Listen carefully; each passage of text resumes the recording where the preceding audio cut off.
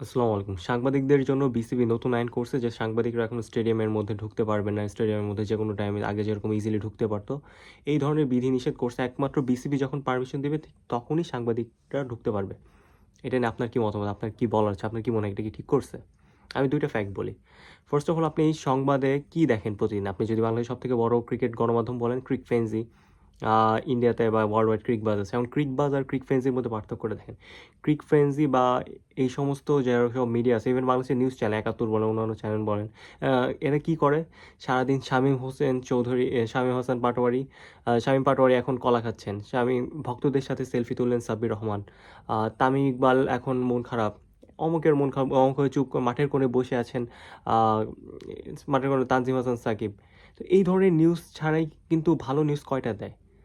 ১০০টা নিউজের মধ্যে ৮০টা নিউজ থাকে এই ধরনের। শামীম পাটোয়ারি ভাত ছেড়ে শশা খাচ্ছেন। তো এই ধরনের উল্টাপাল্টা নিউজ। মানুষ সংবাদ দেখে কারণ মানুষের তো সময়ের একটা দাম আছে। আমরা সোশ্যাল মিডিয়া বা আমরা ক্রিকেট নিউজ স্ক্যান দেখি বা রিল স্ক্যান দেখি। একটা টাইমের তো ভ্যালু দেওয়ার জন্য। আমাদের টাইমের কি ভ্যালু দিতেছে এই সমস্ত ক্রিক ফ্রেন্সি? ইভেন সেম গোস আমরা যদি অন্য হিসাব করি, বাংলাদেশের যে সমস্ত সাংবাদিকরা আছেন, খুব ফেমাস সাংবাদিক, রিয়াসাত আজিম।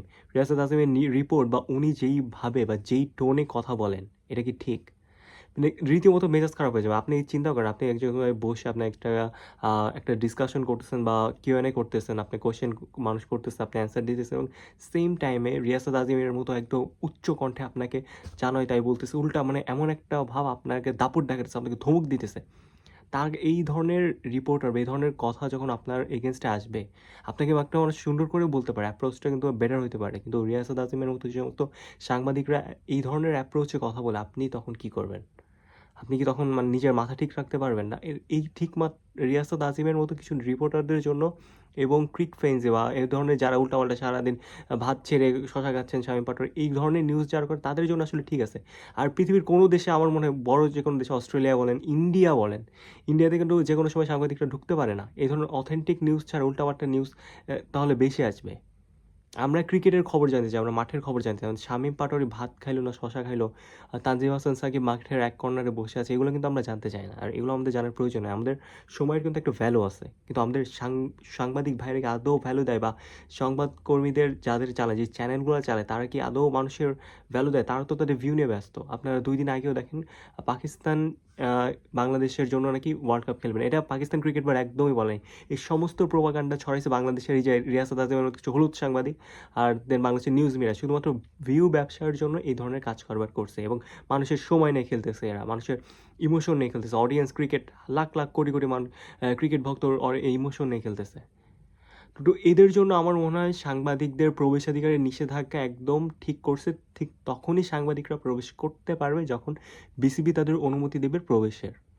এই জিনিসটাকে আমি সাধুবাদ জানাই। আপনার কি মনে হয়? আপনি কি এই জিনিসগুলো চিন্তা করছেন? আপনি কয়টা নিউজ অথেন্টিক পান ক্রিকেটে? মানে আমি সব ব্যাপারে বললাম, ক্রিকেট নিয়ে কয়টা নিউজ অথেন্টিক পান? এই ধরনের আজাইরা উল্টাপাল্টা নিউজ এবং মেজাজ খারাপ করা নিউজই তো হয়। এখনই বাংলাদেশের জন্য পাকিস্তান আর খেলবে না, পাকিস্তান এগুন করবে না, বাংলাদেশের এখনও চান্স রয়েছে, অমুক বাদ দিলে তমুক হবে। তো এই ধরনের ভুয়া নিউজের কি দরকার ভাই? অথেন্টিক নিউজটা দে। তো এই অথেন্টিক নিউজ কিন্তু তারা ম্যাক্স 99% টাইম প্রোভাইড করতে পারবে না। তো 99% টাইমে আর অথেন্টিক নিউজ প্রোভাইড করার জন্য কিন্তু সাংবাদিকদের প্রবেশ করার কোনো দরকার নেই। তাদের খেলোয়াড়রা কি মাঠে বসে হাগলো না মুতলো এইটা দেখার একদমই দরকার নেই। তাদের যখন দরকার তাদের তখনই ডেকে তখনই তারা নিউজটা করে, অথেন্টিক নিউজটা আমাদের দিক। অমুকে অমুক বলতে পারে, নতুন ডিসিশন আসতেছে বিসিবিতে, অমুক ম্যানেজিং ডিরেক্টর আজকেই সেই দিন, এইগুলো আর কি? এগুলো তো কোনো ভ্যালু ক্রিয়েট করার দরকার নাই। মানুষের তো সময়ের দাম দেওয়া উচিত আপনাদের।